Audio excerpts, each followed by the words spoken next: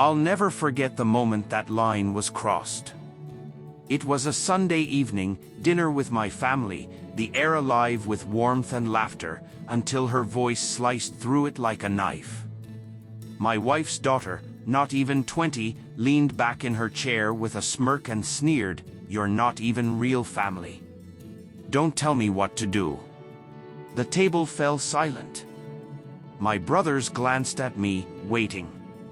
My mother lowered her eyes, embarrassed for me. I drew one steady breath, calm on the outside while fire sparked inside.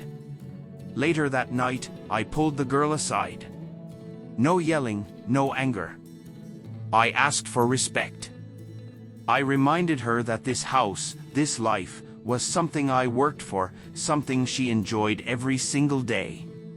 But before I could finish, my wife stepped in. And her words cut deeper than her daughter's insult ever could. "She is not your daughter. Don't correct her." My chest burned, but my face remained still. I smiled, just a small, cold curve of my lips. Nobody else at that table understood what that smile meant. But I did. That was the night the bond broke. I had married her mother 3 years ago. I brought money, stability, and a hunger for family. I opened my home to her daughter, paid her tuition, bought her a car, built her a future. I thought love would soften her arrogance. I thought time would make us a family. I was wrong. To her, I was never more than a wallet with legs. And her mother? She fed that arrogance.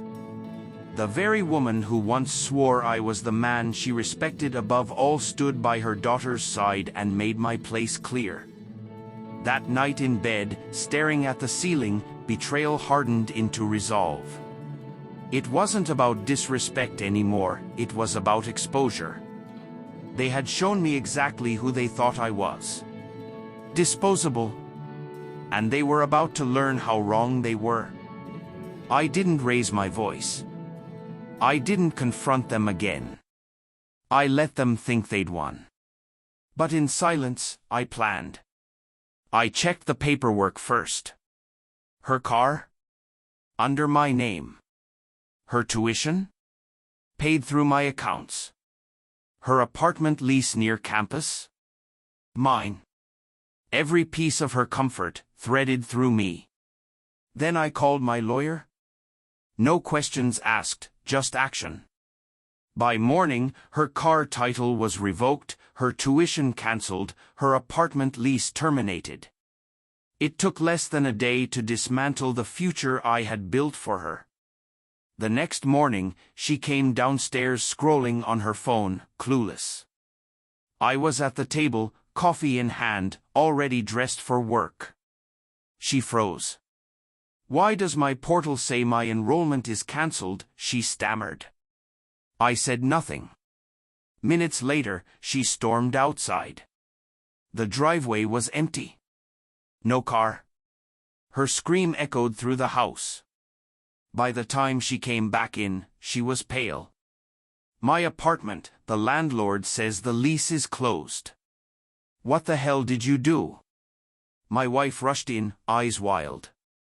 "You can't just ruin her life like this." That's when I finally looked up. "Calm." I set my coffee down.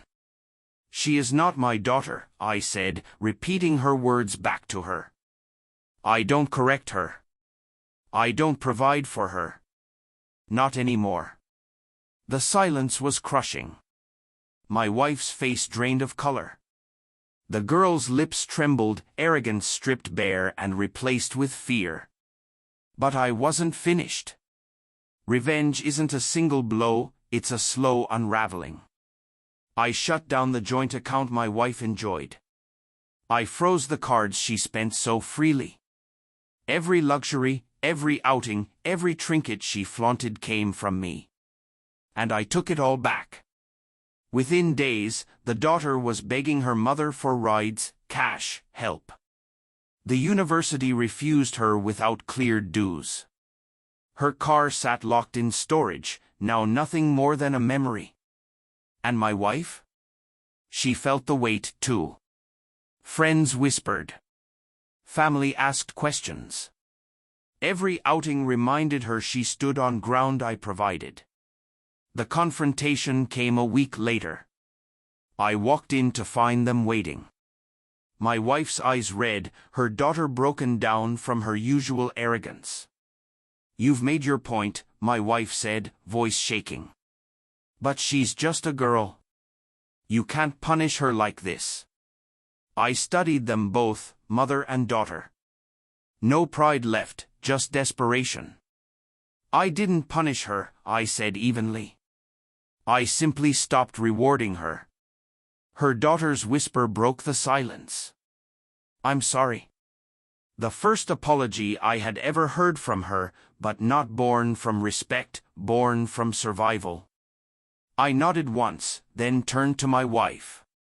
"You chose her over me. Remember that. From now on, your choices carry consequences." That night, I slept soundly for the first time in weeks. Not because I destroyed them. No, because I reclaimed myself. I reminded them of the truth.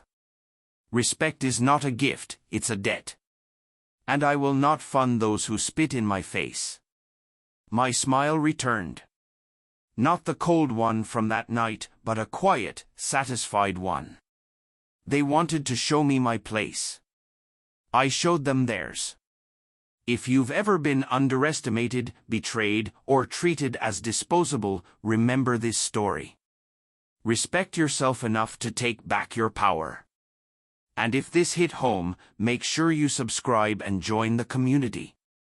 Stories like this are reminders: when someone crosses the line, you don't need to scream. You just need to show them exactly what life looks like without you.